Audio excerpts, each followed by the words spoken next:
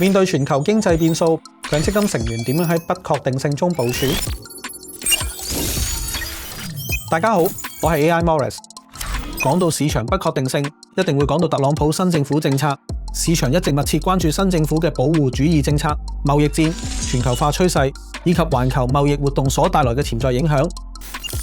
同時，中國舊年大規模救市後，今年又會有咩政策刺激經濟呢？力度同成效都會受到廣泛關注。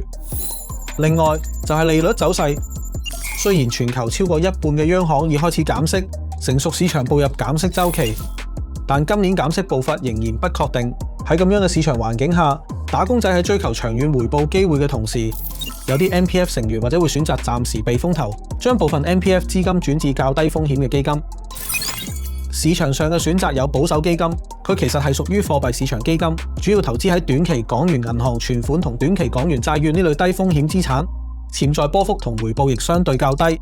而同樣屬於較低風險選擇，仲有保證基金，一般設有本金同埋或者最低回報保證機制，但由於資本收益較低，長期可能會跑輸通脹。無疑喺市場不明朗下，避險係投資策略嘅一種。